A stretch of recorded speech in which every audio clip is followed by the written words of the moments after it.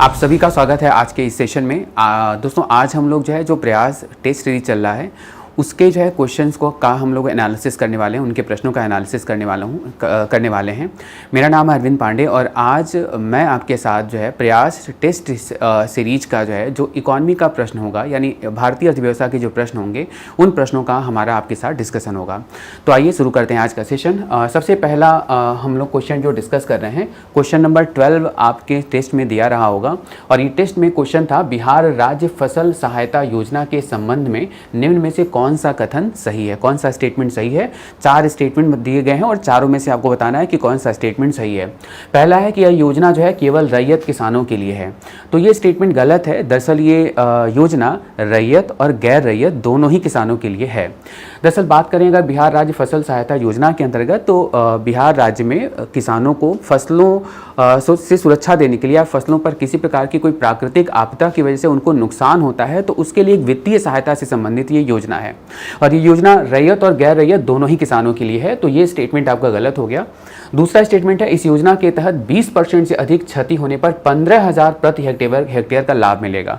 हालांकि ये स्टेटमेंट भी गलत हो जाता है क्योंकि इस योजना के अंतर्गत अगर 20% से अधिक की क्षति होती है तो 15,000 नहीं जबकि 10,000 रुपए प्रति हेक्टेयर का लाभ मिलता है। दूसरा स्टेटमेंट गलत हो गया। तीसरा आते हैं इस योजना के तहत 20% तक क्षति होने पर 7,500 रुपए प्रति हेक्टेयर का लाभ मिलता है और ये बिल्कुल स्टेटमेंट जो है ट्रू स्टेटमेंट है, यानी ऑप्शन नंबर सी इस क्वेश्चन का करेक्ट आंसर है। और अगर करेक्ट आंसर मिल जाता तो हमें डी देखना ही नहीं है, this is the correct answer.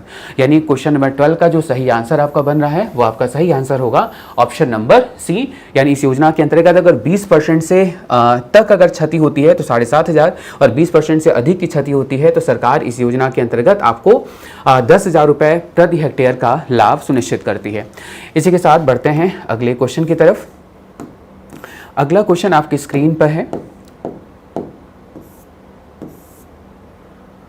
अगला क्वेश्चन आपकी स्क्रीन पर है। क्वेश्चन बहुत ही आसान सा है। ये प्रश्न है थोक मूल्य सूचकांक में निम्नलिखित में से कौन सा शामिल नहीं किया जाता है। देयर आर 4 ऑप्शन, 4 ऑप्शन है। पहला है आपका ईंधन, सेवाएं, विनिर्मित उत्पाद, उपर्युक्त सभी को शामिल किया जाता है। तो जैसा कि हम सब जानते हैं थोक मूल्य सूचकांक थोक मूल्य पर महंगाई को मापने के लिए एक बहुत ही पुराना सूचकांक है। हालांकि वर्तमान में तो ये प्रचलन से भी बाहर हो चुका है। वर्तमान में जिस सूचकांक का प्रयोग किया जाता है या किया जा रहा है that is CPI, consumer price index. तो डब्ल्यूपीआई और सीपीआई के जब बेसिक या मेजर डिफरेंस की अगर हम बात करते हैं जब कभी, तो हम देखते हैं कि डब्ल्यूपीआई में केवल और केवल गुड्स को ही इंक्लूड किया जाता है महंगाई की गणना में, और जब सीपीआई की बात करते हैं तो गुड्स एंड सेवाएं यानी वस्तु एंड सेवाएं दोनों को इंक्लूड किया जाता है। तो आप देखेंगे कि यहाँ पर एक टर्म दिया है सेवाएं, तो डब्ल्यूपीआई का जो सूचकांक बनता है उसमें सेवाओं की गणना नहीं होती है, बाकी ईंधन और ऊर्जा से संबंधित प्रोडक्ट यूज किए जाते हैं, विनिर्मित उत्पाद होता है और प्राथमिक यानी कि खाद्य पदार्थों का प्रयोग किया जाता है महंगाई की गणना के सूचकांक को निकालने में या बनाने में। तो क्वेश्चन नंबर 13 का जो करेक्ट आंसर होगा वो ऑप्शन नंबर सी होगा, यानी डब्ल्यूपीआई सूचकांक में जो है सेवाओं को शामिल नहीं किया जाता है। यह सूचकांक केवल वस्तुओं में जो कीमतों की वृद्धि होती है उसको मेजर किया जाता है। इसी के साथ बढ़ते हैं अगले प्रश्न की तरफ। अगला प्रश्न हम लोग के स्क्रीन पर है। क्वेश्चन नंबर 16, निम्नलिखित बैंकिंग संस्थाओं की बात की जा रही है कि उनका स्थापना जो है वर्ष के अनुसार कालक्रम में आपको क्या करना है, व्यवस्थित करना है। तो बात करें अगर जो है भारतीय आयात निर्यात बैंक की बात करें तो इसकी स्थापना हुई थी भारतीय आयात निर्यात यानी कि इसको हम लोग कहते हैं एग्जिम बैंक कहते हैं। इसकी स्थापना हुई थी मार्च 1982 में, 1982 में स्थापना हुई थी। और वहीं पर नाबार्ड की बात करें तो नाबार्ड की स्थापना हुई थी जुलाई 1982 में, 1982 में स्थापना हुई थी। तो आप देखेंगे इन दोनों में जो सबसे पहली संस्था है वो है आपका एग्जिम बैंक और दूसरे स्थान पर आपको कौन दिख जाएगा, नाबार्ड। अब हम बात करें अगर राष्ट्रीय आवास बैंक की बात करें तो राष्ट्रीय आवास बैंक की जो स्थापना है वो है आपका 1988 में है और वहीं पर लघु विकास बैंक की स्थापना का जो वर्ष है वो है 1990। तो पहला, दूसरा, ये तीसरा क्रम होगा और ये होगा आपका चौथा। और इस क्रम के अनुसार अगर आप देखेंगे तो सबसे पहले चौथा क्रम सबसे पुराना है और उसके बाद नया है 1982 और सबसे नई संस्था है ये। तो आप जो है अगर आप ढूंढेंगे तो ऑप्शन नंबर सी इस क्वेश्चन का सही आंसर होगा।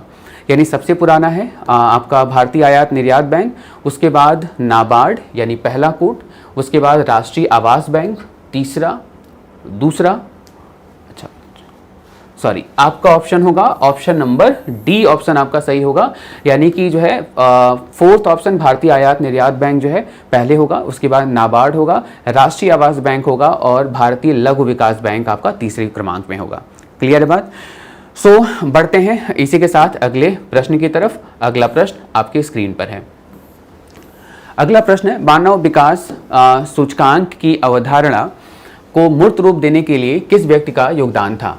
तो मानव विकास सूचकांक की बात अगर करें तो मुख्य रूप से 3 अर्थशास्त्रियों ने इस विकास सूचकांक का मुख्य रूप से इस विकास सूचकांक को प्रिपेयर करने में योगदान दिया था। उसमें बात करें तो महबूब उल हक की बात है, महबूब उल हक ने भी योगदान दिया था, AK सेन भी शामिल थे और सिंगर एंड हंस भी शामिल थे। यानी इस प्रश्न का जो सही आंसर होगा वो ऑप्शन नंबर डी होगा। चूँकि जो है उपरोक्त में से एक से अधिक ऑप्शन जो है मानव विकास सूचकांक से संबंधित अर्थशास्त्रियों की संख्या को बताते हैं। इसी के साथ बढ़ते हैं अगले प्रश्न की तरफ। और अगला प्रश्न आपका जो है, अगला प्रश्न है, कारपोरेट सामाजिक उत्तरदायित्व के तहत कंपनियों को अपने शुद्ध लाभ का कितना प्रतिशत अनिवार्य रूप से सामाजिक सेवाओं पर व्यय करना होता है? तो इस क्वेश्चन का जो करेक्ट आंसर होगा वो ऑप्शन नंबर ए होगा। यानी कि 2% ऐसी वे सभी कंपनियां जिनका जो है जो कारोबार है वो 1000 करोड़ है, या जो है जो उनको अपने 3 साल के जो 3 साल का जो निवल प्रॉफिट होता है, नेट प्रॉफिट होता है, उस नेट प्रॉफिट का 2% कॉर्पोरेट सामाजिक उत्तरदायित्व के तहत जो है सामाजिक सेवाओं पर क्या करना होता है, खर्च करना होता है। तो 45 क्वेश्चन का जो करेक्ट आंसर होगा वो आपका आंसर होगा ऑप्शन नंबर ए। इसी के साथ बढ़ते हैं अगले प्रश्न की तरफ। अगला प्रश्न है, जब किसान क्रेडिट कार्ड योजना की शुरुआत की गई तो उस समय कौन केंद्रीय वित्त मंत्री था? तो इस क्वेश्चन का जो करेक्ट आंसर होगा यशवंत सिन्हा। किसान क्रेडिट कार्ड की बात करें तो 1998 में इसकी शुरुआत हुई थी और 1998 से लेकर के सन 2002 तक जो केंद्रीय वित्त मंत्री रहे हैं वो रहे आपके यशवंत सिन्हा रहे हैं। इसी के साथ बढ़ते हैं अगले प्रश्न की तरफ। अगला प्रश्न आपके स्क्रीन पर है। प्रश्न है, जूट उत्पादन की दृष्टि से देश में बिहार का स्थान कौन सा है? तो जूट उत्पादन की दृष्टि से बिहार का जो स्थान है वो दूसरा स्थान है। पहले स्थान पर अगर हम बात करें तो पहले स्थान पर पश्चिम बंगाल है और वहीं पर दूसरा जो स्थान है वो आपका है बिहार का है। तो 66 क्वेश्चन का जो करेक्ट आंसर होगा वो ऑप्शन नंबर बी होगा। इसी के साथ बढ़ते हैं अगले प्रश्न की तरफ। अगला प्रश्न आपकी स्क्रीन पर है, बिहार बजट 2023-24 में विकास के लिए कितने सूत्र तय किए गए हैं? तो बिहार बजट अगर आपने देखा होगा तो बिहार बजट में सरकार जो है कुल मिला के 10 सूत्र को जो है के माध्यम से पूरे बजट का खाका तैयार किया है, पूरे बजट का रूपरेखा तैयार किया है। इन 10 सूत्रों में बात करेगा तो युवा रोजगार से संबंधित पहला सूत्र है, दूसरा सूत्र महिला सशक्तिकरण से संबंधित है यानी अनवरत महिला सशक्तिकरण से संबंधित है, अल्पसंख्यक कल्याण के लिए है, हरित विकास के लिए है और इस प्रकार से क्रमशः 10 जो है विभिन्न क्षेत्रों को टारगेट करते हुए बिहार सरकार ने अपना इस वर्ष का बजट 23-24 का तय किया है। तो इस क्वेश्चन का जो करेक्ट आंसर होगा वो ऑप्शन नंबर ए होगा। इसी के साथ बढ़ते हैं अगले प्रश्न की तरफ।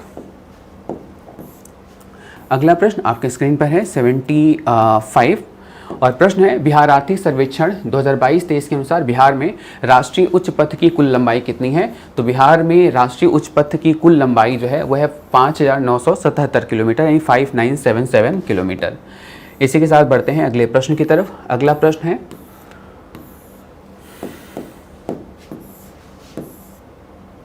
अगला प्रश्न है, बिहार आर्थिक सर्वेक्षण 22-23 के अनुसार वर्ष 2021-22 में किस जिले में बिजली की खपत सबसे अधिक रही है? अब यहाँ पर उपयुक्त मानचित्र में जिले के लिए दिए गए कोड का प्रयोग करके सही उत्तर का आपको चयन करना है। तो इसके लिए क्या करना होगा, हमको हमारे क्वेश्चन सीट में ऐसा करके आपको एक मैप दिया होगा और जितने भी यहाँ पर अक्षर दिए हैं वो सभी अक्षर एक जिले को रिप्रेजेंट करते हैं। तो अगर हम लोग अपने प्रश्न की तरफ आते हैं तो किस ज़िले में बिजली की खपत सबसे अधिक है? तो हम सबको पता होगा कि जिस ज़िले में बिजली की सबसे अधिक खपत है और वो ज़िला है आपका कौन? पटना।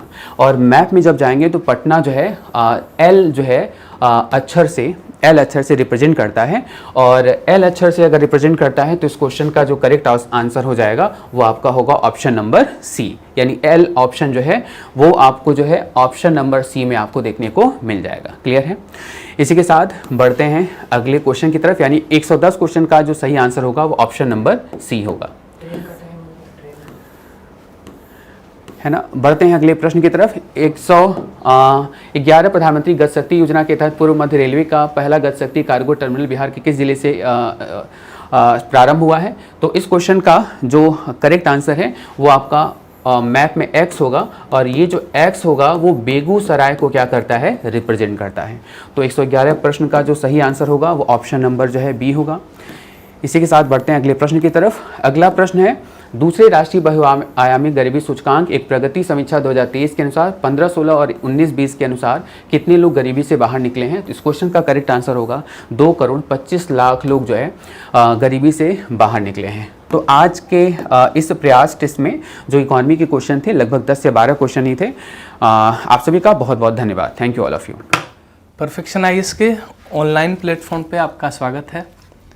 तो अभी जो हम लोग डिस्कशन करेंगे वो प्रयास जो पहला टेस्ट है आप लोगों का, उसके मेंटल एबिलिटी के 10 क्वेश्चन जो आपके टेस्ट में प्रोवाइड किए गए हैं, उसी का हम लोग एक अच्छा सा सॉल्यूशन स्टार्ट कर रहे हैं। तो एक बार जल्दी से देख ही लेते हैं। तो अब पहला क्वेश्चन आपको दिख रहा होगा, बोला आपसे कि the sum of digit of 2 digit number is 12 and the difference between the 2 digits of the 2 digits number is 6। यानी एक ऐसा नंबर है जिसके 2 डिजिट हैं और दोनों डिजिट का सम होना चाहिए कितना आपका 12, और दोनों डिजिट का जो डिफरेंस होना चाहिए वो कितना होना चाहिए 6 होना चाहिए। अब सबसे आसान तरीका है कि आप बाय ऑप्शन चले जाइए। तो अगर हम पहला ऑप्शन की बात करें तो 6 और 6 का सम तो 12 है, लेकिन 6 और 6 का डिफरेंस 6 नहीं, कितना हो जाएगा 0 हो जाएगा। यानी कि ये तो मेरा आंसर होना नहीं है। फिर अगर नेक्स्ट वाले में चलते हैं, 8 + 4 12 तो है, लेकिन 8 + 4 का डिफरेंस कितना है 4 है, जबकि डिफरेंस आपका कितना होना चाहिए 6। ये भी मेरा ऑप्शन नहीं हो सकता है। नेक्स्ट है 9 और 3, तो 9 और 3 का सम भी 12 है 12 है, और 9 और 3 का डिफरेंस कितना है 6 है। तो निश्चित रूप से जो आंसर आपका है इस क्वेश्चन का वो कौन सा होगा 93 होगा। सम होना चाहिए डिजिट का 12 और डिफरेंस होना चाहिए 6। एक ही ऑप्शन आपको दिख रहा होगा 9 और 3। 9 + 3 आपका 12 और 9 और 3 का डिफरेंस कितना 6 का। आराम से आप समझ गए होंगे। नेक्स्ट क्वेश्चन में हम लोग चलते हैं। ये भी क्वेश्चन आपका अच्छा क्वेश्चन है, आसान है। अच्छा, इसमें कुछ आपके टेस्ट में तो ये सही से होगा, इसको a² कर लेना है। ये आपका a का स्क्वायर है और इसको भी कर लेना 4b का स्क्वायर। ये टेस्ट में आपको सही होगा, यहां गलती से आपका एरर है। अब एक बात समझना, a का स्क्वायर 4b स्क्वायर और -4ab, इस तीनों को यदि आप देखते होंगे तो एक फॉर्मूला आपको दिमाग में आता होगा कि ये a का स्क्वायर है, 4b स्क्वायर है और माइनस का 4ab है। तो इस तीनों को हम आराम से लिख सकते थे a - 2a का क्या, सॉरी a - 2b का स्क्वायर। इसको आप लिख सकते थे a - 2b का स्क्वायर। a - 2b का square a² plus b² minus का 2ab। यहां तक का तो काम हो गया, इस तीनों का काम। अब आपका कौन कौन सा टर्म बच गया, 4b -2a और माइनस का 8। हम इसको फोकस करते हैं, इस दोनों को। अगर आप यहां से -2 कॉमन ले लें, -2 क्या कॉमन ले लें, इस दोनों में -2 कॉमन ले लें, तो -2 कॉमन लिए तो ये आपका कितना बचा a। साथ साथ अगर 4b में -2 कॉमन लिए तो ये आपका बच गया माइनस का 2b, और जैसे -8 था वैसे इसको रहने दीजिए। अब फिर से एक बात समझना, इस a - 2b को हम कुछ अज्यूम कर लेते हैं। मान लो हमने इसको अज्यूम कर लिया क्या, y। तो अब एक बात बताओ, a - 2b का मतलब y है, तो ये हो गया y का square -2 × a - 2b। a - 2b को हमने क्या माना है y, तो ये माइनस का 2y और माइनस का कितना हो गया आपका 8। अब ये एक क्वाड्रेटिक इक्वेशन बन गया है। इसको आप सॉल्व कर लोगे तो जैसे ही आप इसको आप सॉल्व करिएगा तो ये आएगा y - 4 और y + 2। ये एक क्वाड्रेटिक इक्वेशन बन गया, y - 4 और y + 2। लेकिन आपने y को क्या अज्यूम किया था a माइनस 2y, तो बस पुट कर दीजिए, आंसर आपका आ जाएगा y के प्लेस पे रख दो a माइनस 2b माइनस 4, और इधर y के प्लेस पे a माइनस 2b और प्लस का कितना 2। आपको पहला ही ऑप्शन दिख रहा होगा ये वाला, यानी इस क्वेश्चन का जो आंसर है वो ऑप्शन नंबर कौन सा है, फर्स्ट है। इसके और भी तरीके हो सकते हैं, आप चाहते तो बाय ऑप्शन भी जाते, लेकिन सबसे बेस्ट तरीका आपका है वैल्यू पुटिंग से भी ये हो सकता था, लेकिन सबसे आसान जो तरीका है उसको हमने आपको बताया। चलते हैं क्वेश्चन नंबर 3 की ओर, तीसरे की ओर। The average of the daily income A B and C is 250। एक बात बताना हमें कि ए है, बी है और सी है। अगर इसका एवरेज इनकम 250 है, तो अगर हम टोटल इनकम की बात करें तो 3% है, तो एवरेज यदि 250 है 3% का, तो टोटल इनकम हो जाएगा 250 इंटू 3, यानी आप आराम से बोल सकते थे 750। यहां तक आराम से आप समझे होंगे। अगला स्टेटमेंट क्या बोला है, if B earns ₹30 more than सी।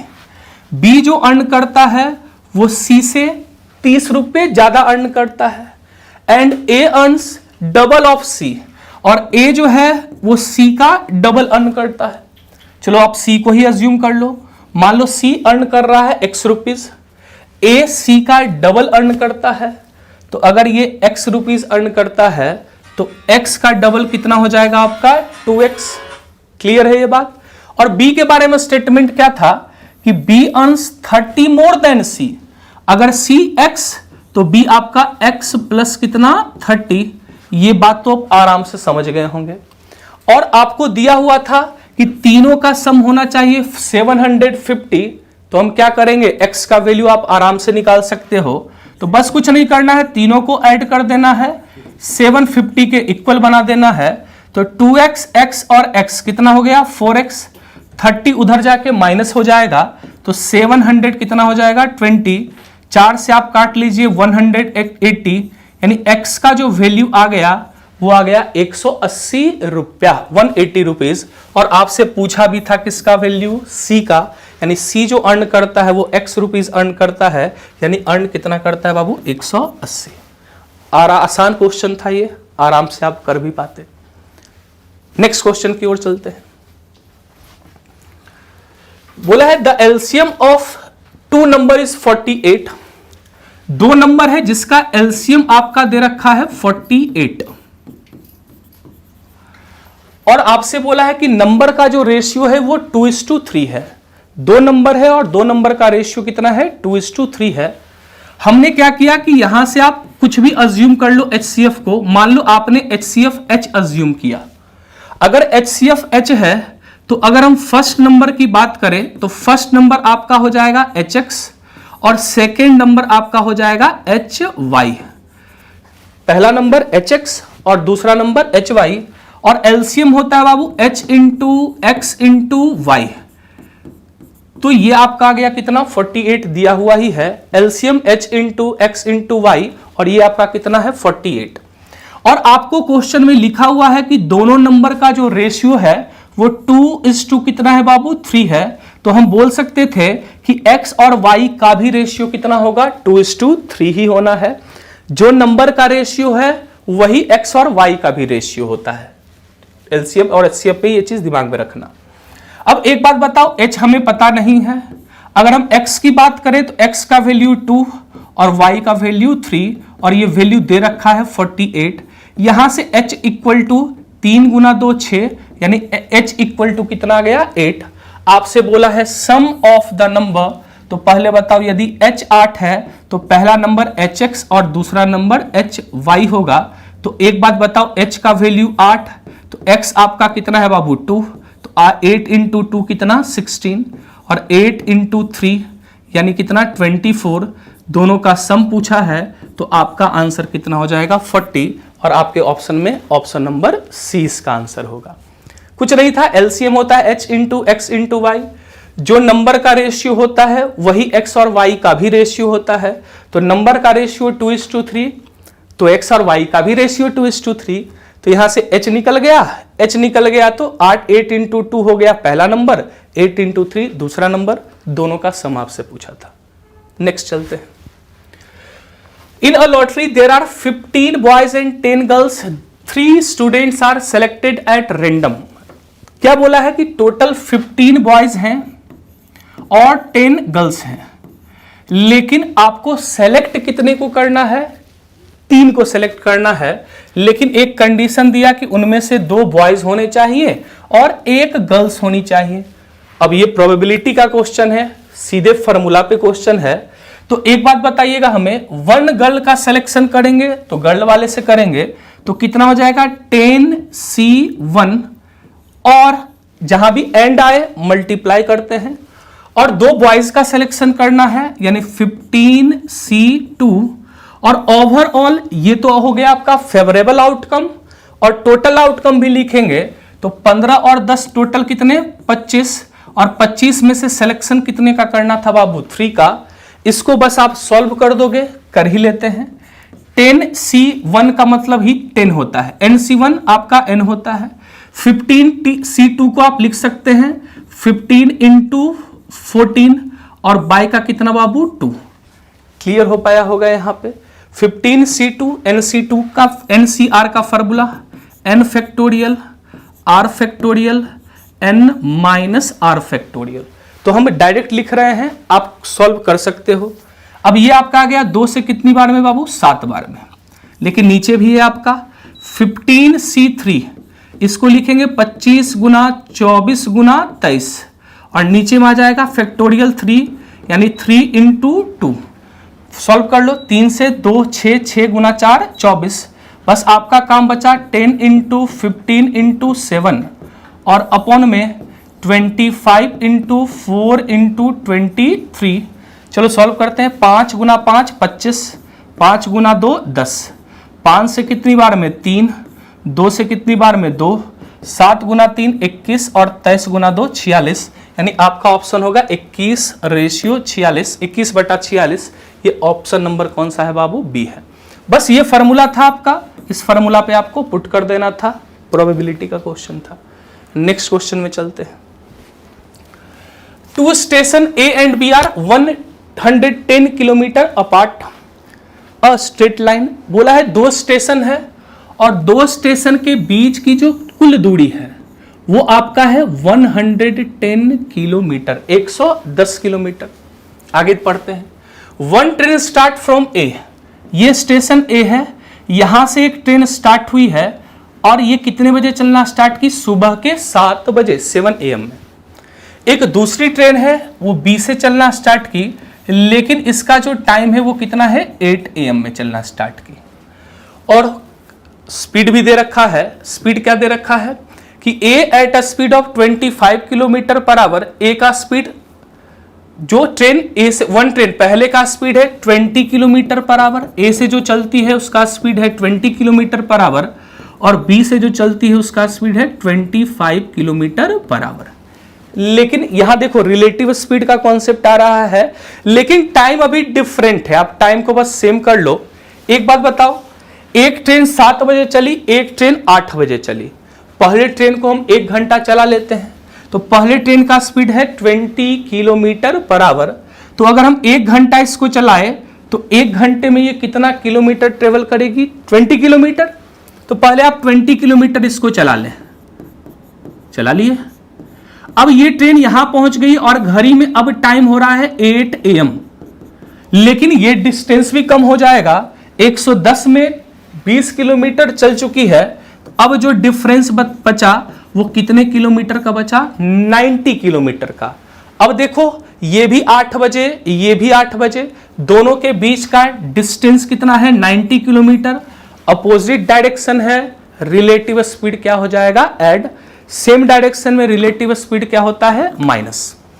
तो इसका स्पीड कितना था? 20 और इसका स्पीड 25, तो 20 + 25 यानी कितना? 45। यानी 2 घंटे के बाद दोनों ट्रेन एक दूसरे से मिलेंगे।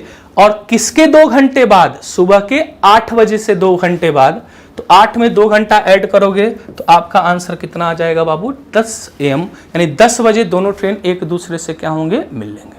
आसान क्वेश्चन है, सारे एग्जाम में लगभग हर एग्जाम में इस तरह का क्वेश्चन बनता है, तो आप लोग जरूर से इसको ध्यान में रखिएगा। नेक्स्ट चलते हैं। A and B have their monthly income in the ratio 8:5। Income का रेशियो है 8:5 का। While their monthly expenditure, और उनके एक्सपेंडिचर यानी खर्चे का जो रेशियो है वो आपका दे रखा है 5:3 का। और साथ में बोला है इफ दे सेव 12,000 एंड 10,000, ए यदि 10,000 की बचत करता है तो बी जो बचत करता है वो कितने की, ए आपका 12,000 की बचत करता है तो बी बचत करता है 10,000 की। आपसे पूछा है उनके मंथली इनकम का डिफरेंस। इसका सबसे अच्छा तरीका हम बताते हैं, एक आता है रेशियो में क्रॉस प्रोडक्ट करने का। आप एक बार ऊपर क्रॉस कर दो और एक बार नीचे क्रॉस कर दो, तो 8 × 3 24, 5 × 5 25, 24 और 25 का डिफरेंस कितने के बराबर, 1 के। यही काम एक बार नीचे भी आपको करना है। 12 × 3 36, 10 × 5 50, तो 12 × 3 36 और 10 × 5 50, 36 और 50 का बस आप डिफरेंस लिखो, तो डिफरेंस कितने का बाबू, 14,000 का। तो 1 का वैल्यू कितना आ गया, 14,000। आपसे पूछा है उनके इनकम का क्या बताओ डिफरेंस, तो इसका 8 है इनकम, इसका 5 है इनकम, यानी डिफरेंस कितने का, 3 का। तो 1 का वैल्यू 14 के, तो 3 का वैल्यू कितना हो जाएगा, 42 के। यानी आपका जो आंसर होगा वो कौन सा होगा, ऑप्शन नंबर डी, यानी 42,000। एकदम आसान तरीका बता दिए हैं इसका। Next, if simple interest on any amount is equal to 30% of principal in 6 year, simple interest her year का क्या होता है, सेम होता है। तो एक बात हमें बताओ कि अगर 6 साल में 6 ईयर में 30% का इंटरेस्ट होता है, तो 1 ईयर में जो आपका इंटरेस्ट होगा वो 5% का होगा। क्यों ऐसा होगा, क्योंकि सिंपल इंटरेस्ट एवरी ईयर का क्या कहलाता है, सेम होता है। तो 6 साल में 30% आपको इंटरेस्ट मिला है, तो 1 साल में कितना परसेंट मिलेगा, 5%। आगे क्वेश्चन पढ़ लेते हैं। Then after how many years simple interest will be equal to principal, और प्रिंसिपल आपका ऑलवेज कितना परसेंट, 100%। और बोला है कि सिंपल इंटरेस्ट प्रिंसिपल के इक्वल यानी कितने परसेंट के बराबर होना चाहिए, 100% के बराबर। प्रिंसिपल 100%, ये इक्वल होना चाहिए सिंपल इंटरेस्ट के। यानी अगर आपको 100% का इंटरेस्ट चाहिए होगा, तो आप देखो कितना आसान बन गया क्वेश्चन, कहीं फॉर्मूला का कोई जरूरत ही नहीं है। 5% 1 ईयर में, तो 100% के लिए आपको कितना साल चाहिए, 20 साल। यानी इसका जो आंसर होगा वो कौन कितना होगा बाबू, option number A 20 years. Next आसान है। 9, the respective ratio between speed of car, train और बस। कार है, ट्रेन है और बस है, इनके स्पीड का रेशियो 5:9:4 गिवन है। The average speed of car, बस एंड ट्रेन, तीनों का एवरेज दे रखा है 72। 3 है तो 3 से मल्टीप्लाई कर दो टोटल निकालने के लिए, तो 3 × 2 6 और 3 × 7 21, यानी टोटल स्पीड हो गया 216। लेकिन आपसे पूछा क्या है कि कार और ट्रेन का एवरेज स्पीड बताओ, तो बताओ 9 और 5 14 और 4 कितना, 18। 18 का वैल्यू है 216, तो 1 का वैल्यू हो गया 216 और अपॉन में कितना, 18, यानी 18 एकम 18 और 18 दूनी कितना बाबू, 36। 1 = 12। लेकिन आपको चाहिए किसका किसका, कार का और ट्रेन का। तो कार का वैल्यू हो गया 1 = 12, तो 5 = 12 पचे कितना बाबू, 60। ट्रेन का भी चाहिए, 1 बराबर कितना, 12, 12 दे रखा है, तो 9 बराबर 12 × 9 यानी 108। और इसका आपसे एवरेज पूछा, तो दोनों को ऐड करके आप कितने से डिवाइड कर लो, 2 से। तो चलो कर लेते हैं, 168/2 यानी ये आपका आ गया 84 km/h, यानी ऑप्शन नंबर कौन सा आपका, सी होगा। आसान है, एवरेज का कॉन्सेप्ट है, रेशियो थोड़ा बहुत यूज किया गया है लेकिन आसान है। नेक्स्ट और लास्ट क्वेश्चन है आपका मेंटल एबिलिटी का। तो आपको अच्छा लगा होगा, पूरा का पूरा प्रयास 1 टेस्ट जरूर से तीनों टेस्ट को आप अटेम्प्ट करिएगा। लास्ट क्वेश्चन देख लेते हैं। दिया हुआ है 15 सीरीज का क्वेश्चन है। आप देखे होंगे कि एक सीरीज का क्वेश्चन अगर बात करें प्रीवियस ईयर की तो पूछते आ रहा है, तो थोड़ा सा प्रैक्टिस आप सीरीज पे जरूर से करिएगा। देख लेते हैं ये कैसा सीरीज है। बताइएगा 15 से 19 डिफरेंस कितने का? 4 का। 19 से 83 अगर डिफरेंस की बात करें तो डिफरेंस कितने का बाबू? 64 का। यहां देख लेते हैं डिफरेंस, तो ये डिफरेंस कितने का हो गया आपका? 36 का। एक आइडिया आपको लग गया होगा इतना ही देखने के बाद। अगर यहां देखें डिफरेंस तो 11 में से 9 गया कितना? 2 में से 1 गया 1 और 6 में से 1 गया 5, यानी 512। थोड़ा सा स्क्वायर क्यूब का अगर नॉलेज है तो एक बार में आप इसका आंसर पकड़ पाते, तो देखना ध्यान से। 4 का मतलब 2 का स्क्वायर, 64 का मतलब 8 का क्यूब, एक बार सोचते हैं 8 का क्यूब, ये आपका हो गया 6 का स्क्वायर। लेकिन ये आपका स्क्वायर नहीं है, यानी कुछ और पैटर्न फॉलो कर रहा है, देख लेते हैं। 4 को आप लिख सकते हैं 2 का स्क्वायर, 64 को लिख सकते हैं 4 का क्यूब, बहुत बढ़िया। 36 को लिख सकते हैं 6 का स्क्वायर, और 512 का शक्ल देख के याद तुम्हें आता होगा 8 का क्या? क्यूब। 2 का स्क्वायर 4 का क्यूब, 6 का स्क्वायर 8 का क्यूब, तो 2 4 6 8, तो अगला कौन सा होगा? 10। स्क्वायर है, क्यूब है, स्क्वायर है, क्यूब है, तो निश्चित रूप से क्या होना चाहिए? स्क्वायर। और 10 का स्क्वायर कितने के इक्वल? 100, तो बस 100 आप ऐड कर दो, यानी आपका आंसर हो गया 731। और ऑप्शन नंबर आपका है कौन सा? ए, 731। तो 10 क्वेश्चन का हमने सॉल्यूशन किया मेंटल एबिलिटी का। आपको कुछ फायदा हो, थोड़ा सा मेहनत करना है अगले टेस्ट के लिए भी। तो इतने ही तक, बात बाकी के लिए धन्यवाद। अच्छे से पढ़ाई करिए, एग्जाम का टाइम है, पूरा मन लगा दीजिए और एग्जाम रिजल्ट लेके आइए। धन्यवाद। Hello aspirants, this is Kapish Chaudhary और मैं आपके लिए आज लेकर आया हूं अपना प्रयास बैच का एक सॉल्यूशन वीडियो। और हम लोग जो है जुड़े हुए हैं परफेक्शन आईएएस के साथ। तो गाइस स्टार्ट करते हैं अपना प्रयास का टेस्ट नंबर 1, और इसका कुछ बायोलॉजी का सेक्शन जो है हम डिस्कस करेंगे।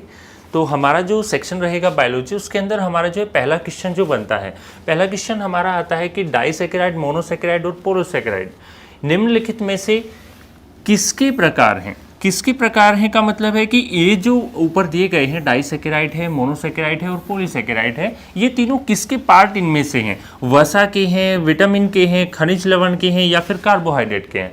तो देखिए बच्चों, सबसे पहली चीज़ जो मैं आपको डिस्कस करूंगा, सबसे पहले तो यहाँ पर जो थर्ड ऑप्शन दिया गया है खनिज लवण। देखिए खनिज लवण की अगर हम बात करें तो वसा भी एक खनिज लवण है, विटामिन भी और कार्बोहाइड्रेट भी। तो ये ऑप्शन तो हम डायरेक्टली कट कर सकते हैं, यहाँ से तो हमारा नहीं आएगा। उसके बाद रही बात वसा की, तो जब वसा की बात करते हैं तो वसा के जो भाग होते हैं, वसा को जब हम विभाजित करते हैं तो वसा बेसिकली 2 पार्ट्स में डिवाइड रहती है। एक होते हैं सैचुरेटेड, यानी कि हम इन्हें संतृप्त वसाएं कहेंगे, और दूसरा जो रहता है वो होते हैं अनसैचुरेटेड, असंतृप्त वसाएं। ये आप लोग जानते भी होंगे, और जिन लोगों ने ये गलत किया है वो थोड़ा सा ध्यान से इस क्वेश्चन को समझ लेंगे। संतृप्त और असंतृप्त वसाएं 2 प्रकार की होती हैं, वो हमने यहाँ पर देख ली। विटामिन की बात करें तो विटामिन में तो हम कहते ही हैं कि विटामिन के अंदर तो पार्टीशन की बात ही नहीं हो रही है। विटामिन को तो बेसिकली जब हम डिवाइड भी करते हैं तो इसको तो घुलनशीलता के आधार पर बांटते हैं। एक होते हैं वाटर सोल्यूबल, जल में घुलनशील, और एक होते हैं फैट सोल्यूबल, यानी कि वसा में घुलनशील।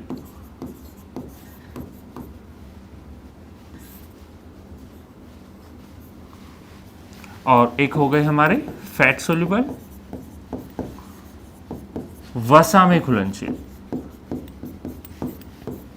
तो प्यारे बच्चों, ये हमने देख लिया यहाँ पर कि जो वसाएं होती हैं वो संतृप्त और असंतृप्त प्रकार की होती हैं। अगर विटामिन की बात करें तो वाटर सोल्यूबल यानी कि जल में घुलनशील और वसा में घुलनशील होते हैं।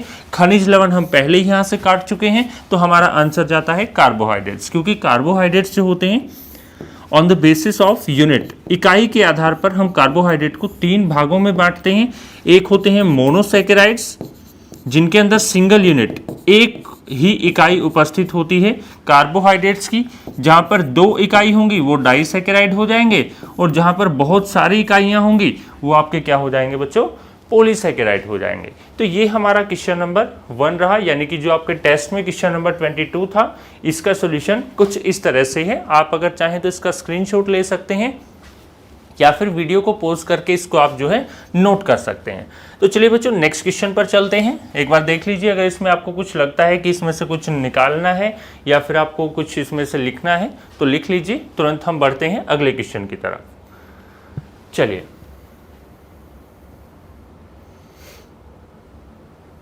बढ़ेंगे अगले क्वेश्चन पे। तो सबसे पहले हमने देखा क्वेश्चन नंबर 22 और 22 के अंदर हमने जो आंसर देखा वो आएगा हमारा आंसर डी, यानी कि कार्बोहाइड्रेट्स। तो चलिए बढ़ते हैं अगले क्वेश्चन की तरफ। नेक्स्ट जो क्वेश्चन है हमारा वो है क्वेश्चन नंबर 23। तो बच्चों देखते हैं क्वेश्चन नंबर 23 क्या कहता है। क्वेश्चन नंबर 23 कह रहा है कि प्रोटीन के संदर्भ में दिए गए कथनों पर विचार कीजिए। तो विचार हमें करना है, हमें देखना है कि क्या क्या कथन दिए हुए हैं। सबसे पहला जो कथन है कि ये अमीनो अम्लों के यौगिक हैं, और दूसरा हमसे बोला है कि इसमें सर्वाधिक मात्रा नाइट्रोजन की पाई जाती है, और उपयुक्त में से कौन सा कथन सत्य है, कौन सा कथन सत्य नहीं है। तो देखो प्यारे बच्चों, सीधी सी बात है, आप सभी को ये चीज़ पता होगी कि जो हमारे कार्बोहाइड्रेट्स होते हैं, प्रोटीन होते हैं, वो बने होते हैं अमीनो एसिड से। और ये जो अमीनो एसिड होते हैं, अमीनो एसिड जो है स्ट्रक्चर होती है कार्बन, हाइड्रोजन, ऑक्सीजन और नाइट्रोजन। अब एक चीज तो हमें क्लियर हो गई कि पहला जो है हमारा अमीनो अम्ल के यौगिक होते हैं। ऑब्वियस सी बात है, क्योंकि 20 अमीनो अम्ल रिक्वायर्ड होते हैं, जरूरी होते हैं एक प्रोटीन की इकाई का निर्माण करने के लिए, प्रोटीन का एक यौगिक बनाने के लिए। लेकिन अब हम दूसरे वाले स्टेटमेंट की बात करते हैं, इसमें सर्वाधिक मात्रा में नाइट्रोजन की मात्रा पाई जाती है। ऐसा बिल्कुल नहीं है। क्यों? क्योंकि देखिए कार्बन, हाइड्रोजन, ऑक्सीजन और नाइट्रोजन ये अमीनो अम्ल बनाते हैं, और अमीनो अम्ल का अगर हम डायग्राम समझें सिंपल सा, तो कुछ इस प्रकार होता है। तो ये हमारा अमीनो अम्ल है बच्चों, और इस अमीनो अम्ल के अंदर आप देख सकते हो एक सिंगल मॉलिक्यूल नाइट्रोजन का प्रेजेंट है। तो कैसे हम कह देंगे कि सर्वाधिक मात्रा में जो है नाइट्रोजन उपस्थित है? बिल्कुल नहीं कह सकते हैं। तो यहां पर हम अगर बात करें एक अमीनो एसिड के अंदर, तो जो कार्बन की क्वांटिटी होती है वो अप्रॉक्स 50% रहती है, और अगर हम बात करें ऑक्सीजन की क्वांटिटी की, तो आप देख रहे हो यहाँ पर भी हमें 2 मिल रहे हैं, तो इसकी लगभग 20% रहती है। बाकी रिमेनिंग जो 30% है उसके अंदर हमारा हाइड्रोजन और नाइट्रोजन आता है। अप्रॉक्स 10% हाइड्रोजन रहता है, 20% आपका जो है हाइड्रोजन रहता है, और 10% जो है आपका नाइट्रोजन रहता है। तो यहां पर अगर लिखा होता कि इसमें सर्वाधिक नहीं, सबसे कम मात्रा में नाइट्रोजन पाई जाती है, तो हम दोनों कथन सत्य कह सकते थे, लेकिन दूसरा वाला हमारा गलत हो जाएगा। तो हमारा आंसर जाएगा ए आंसर, यानी कि केवल एक, यानी पहला कथन हमारा सत्य है। चलिए बच्चों, ये हो गया हमारा दूसरा क्वेश्चन, जिसका आंसर है केवल एक, यानी कि हमारा केवल पहला ही कथन सत्य है, दूसरा कथन सत्य नहीं है। क्योंकि इसमें जो क्वांटिटी बताई गई है वो क्वांटिटी नाइट्रोजन की सबसे ज्यादा नहीं होती है, कार्बन की क्वांटिटी सबसे ज्यादा होती है। ठीक है, चलिए आगे बढ़ते हैं। ये हमारा क्वेश्चन नंबर 2 क्लियर है। इसके बाद अगले क्वेश्चन पे चलेंगे, और जो हमारा अगला क्वेश्चन होगा वो क्वेश्चन नंबर रहेगा 25। ये आ गया हमारा क्वेश्चन नंबर 25। ये हमारा तीसरा क्वेश्चन है बायोलॉजी का, इसके बारे में डिस्कस करेंगे। तो सबसे पहले इसका क्वेश्चन देखते हैं कि क्वेश्चन में क्या पूछना चाह रहा है। अग्नाशय के संदर्भ में निम्न विकल्पों पर विचार कीजिए। यानी कि हमसे फिर से स्टेटमेंट वाला क्वेश्चन पूछना चाह रहा है। तो देखते हैं क्या स्टेटमेंट दिया हुआ है। पहला जो स्टेटमेंट दिया है उसमें कहता है कि यह शरीर की सबसे बड़ी ग्रंथि है। लो, यहीं पर गलत कर दिया इसने, बिल्कुल नहीं है शरीर की सबसे बड़ी, हम इसे कहेंगे दूसरी सबसे बड़ी ग्रंथि है। क्योंकि पहले पर तो कौन आता है? लीवर आता है प्यारे बच्चों। सबसे बड़ी जो ग्रंथि है हमारी वो यकृत होती है, पैनक्रियाज का नंबर दूसरे पर आता है। ठीक है, उसके बाद दूसरे स्टेटमेंट में क्या कह रहा है? इसका सर्वाधिक भाग एंडोक्राइन ऊतक का बना होता है। नहीं, ये किसने कहा एंडोक्राइन ऊतक का बना होता है? बिल्कुल नहीं होता, क्योंकि अग्नाशय का मेन रोल होता है डाइजेस्टिव। तो डाइजेस्टिव यानी कि पाचन की ग्रंथि है। अब पाचन की ग्रंथि है तो आपने पढ़ा होगा बिल्कुल कि जो अपने रस बाहर की ओर स्रावित करती हैं वो कौन सी होती हैं, बाह्य स्रावी, और जो अपने रस अंदर की ओर स्रावित करती हैं वो होती हैं अंतःस्रावी। तो यहां पर हमने क्या बोला, एंडोक्राइन ऊतक, एंडोक्राइन यानी कि वो टिश्यूज जो सिक्रीशन अपने अंदर की ओर करवाएंगे, बिल्कुल नहीं होता, क्योंकि ये तो क्या करती है, अग्नाशय रस का स्राव करवाती है। बेटा किसका करवाती है, अग्नाशय रस का, पैनक्रियाटिक जूस का स्राव करवाती है, जो एक तरह का पाचक रस होता है। और इस पाचक रस के अंदर हम अगर बात करें तो पाचक रस होने के कारण इसको एंडोक्राइन न कहकर इसको एक्सोक्राइन कहा जाएगा।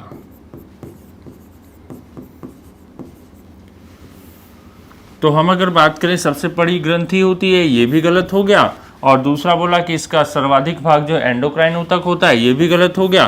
तो इसमें हमारा आंसर क्या है, उपयुक्त में से कौन सा कथन सत्य है, एक और दोनों सत्य हैं, बिल्कुल नहीं है, केवल दो सत्य है, बिल्कुल नहीं है, केवल एक सत्य है, बिल्कुल नहीं है। हमारा आंसर क्या चला जाएगा, डी, न तो एक और न ही दो, यानी कि दोनों के दोनों कथनों में से कोई भी सत्य नहीं है। तो ये रहा हमारा तीसरा क्वेश्चन बायोलॉजी का, जो क्वेश्चन नंबर 25 था। चलिए बच्चों नेक्स्ट क्वेश्चन पे चलते हैं।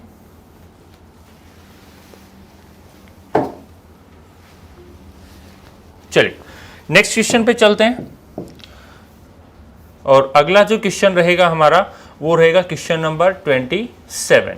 तो क्वेश्चन नंबर 27 की हम बात करेंगे।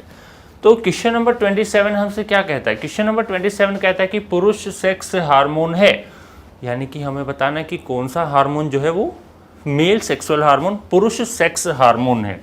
तो देखिए सीधी सी बात है, यहाँ पर एक दिया है प्रोजेस्टेरोन, एक है एस्ट्रोजन, एक है एंड्रोजन, और चौथा उपरोक्त में से कोई नहीं या एक से अधिक। देखिए सीधी सी बात है, प्रोजेस्टेरोन जो होता है, प्रोजेस्टेरोन होता है सिर्फ और सिर्फ फीमेल में। क्यों, महिलाओं में क्यों होता है, क्योंकि जो प्रोजेस्टेरोन हार्मोन है, इस हार्मोन को कहा जाता है प्रेगनेंसी हार्मोन। क्या कहा जाता है बच्चों, प्रेगनेंसी हार्मोन इसको कहा जाता है। तो प्रेगनेंसी हार्मोन, तो ऑब्वियस सी बात है कि प्रेगनेंसी तो मेल में होगी नहीं, तो ऑब्वियस सी बात है कि ये तो आंसर नहीं जाएगा। उसके बाद एस्ट्रोजन हार्मोन की अगर बात करें तो एस्ट्रोजन भी सिर्फ सिक्रीट होता है फीमेल्स के अंदर, और एस्ट्रोजन का काम होता है मेंस्ट्रुअल साइकिल को रेगुलेट करना। मेंस्ट्रुअल साइकिल कहें या फिर इसे मासिक धर्म कहें, इसको रेगुलेट करना होता है, नियमित करना होता है। तो ये भी मेल के अंदर नहीं मिलता है, तो ऑब्वियस सा ये भी नहीं हमारा आंसर होगा। अब बचा कौन, एंड्रोजन।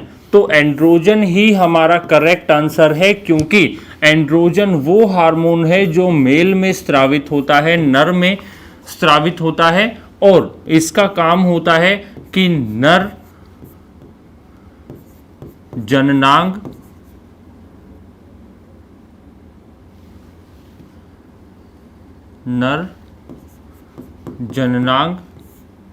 इनका विकास करता है, तथा जो मेल कैरेक्टर्स होते हैं, जो लक्षण होते हैं मेल के, उन कैरेक्टर्स को डेवलप करना होता है, यानी कि उनको विकसित करना होता है। तो मेल कैरेक्टर्स को डेवलप करना, मेल कैरेक्टर्स की अगर हम बात करें तो मेल कैरेक्टर्स में हमारे पास एक चीज़ आ गई, जैसे जो साउंड है हमारी, उसका साउंड का पिच क्या हो जाता है, कम हो जाता है। साउंड का पिच कम होने से आवाज़ भारी हो गई, वो किसके कारण हुआ, एस्ट्रोजन के कारण हुआ। उसके अलावा जो अदर हमारे मेल कैरेक्टर्स होते हैं उनको डेवलप करना, ये भी किसका, एंड्रोजन का काम हुआ। तो ये जो है एंड्रोजन, ये हमारा मुख्य नर सेक्स हार्मोन होता है। ठीक है बच्चों, ये हमारा क्वेश्चन नंबर 3 था, जो कि 27 आपके टेस्ट में आया था। एक बार इसे ध्यान से समझ लीजिए, देख लीजिए। अब बढ़ते हैं अगले क्वेश्चन की ओर। चलिए बच्चों,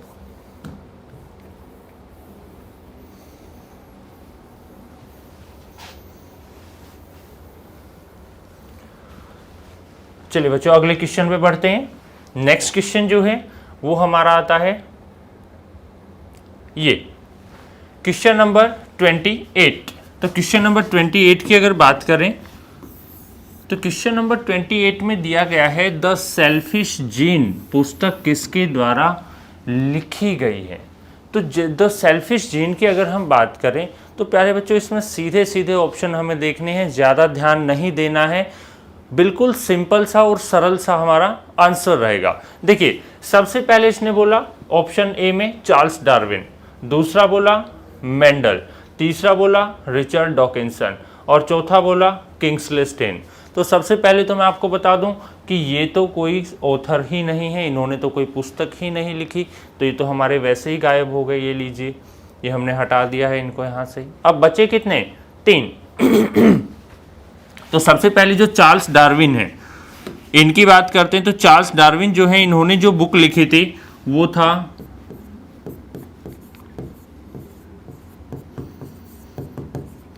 द ओरिजिन ऑफ स्पीशीज। इन्होंने जो बुक लिखी थी चार्ल्स डार्विन ने वो थी द ओरिजिन ऑफ स्पीशीज। ये तो हो गई चार्ल्स डार्विन की। अब बात आती है मेंडल की। तो जो मेंडल ने बुक लिखी थी, मेंडल की बुक थी एक्सपेरिमेंट ऑन प्लांट हाइब्रिडाइजेशन। क्या थी प्यारे बच्चों? Experiment on plant hybridization. Experiment on plant hybridisation.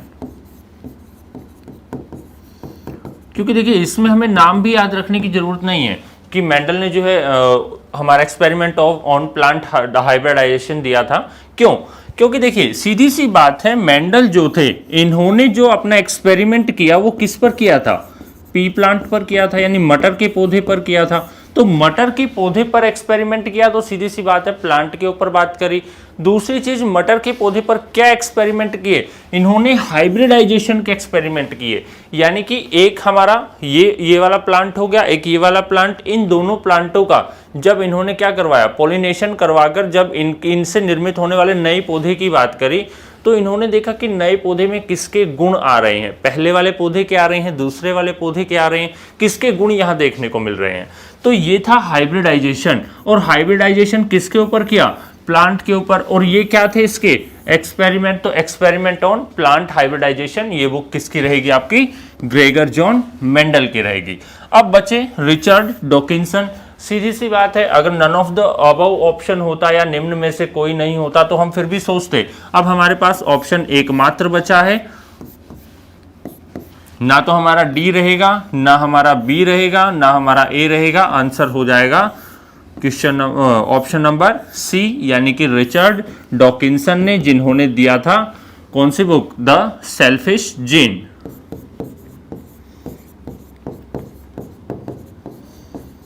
जो कि पब्लिश हुई थी 1976 में। तो प्यारे बच्चों ये हमारा ऑप्शन नंबर 28 रहा, शायद चौथा क्वेश्चन था ये।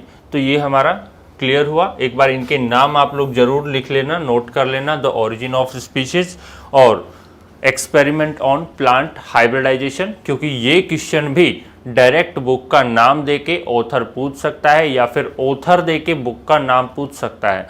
तो इन चीज़ों को आप थोड़ा ध्यान से समझिएगा, ये चीज़ आप नोट कर लीजिए। हो गया बच्चों? चलिए आगे बढ़ते हैं अगले क्वेश्चन की ओर।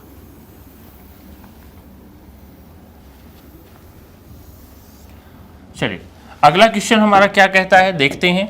तो बढ़ते हैं अगले क्वेश्चन की ओर। अगला क्वेश्चन है हमारा क्वेश्चन नंबर 30, क्वेश्चन नंबर 5। तो चलिए बच्चों देखते हैं क्वेश्चन नंबर 5 क्या कहता है।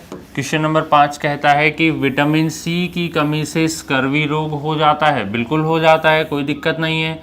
अब बोला कि स्कर्वी रोग में क्या होता है। देखिए बहुत ही आसान सा क्वेश्चन है। स्कर्वी रोग में क्या होता है? आप लोगों ने पढ़ा होगा कि स्कर्वी रोग के कारण जो गम्स होते हैं, मसूड़े होते हैं,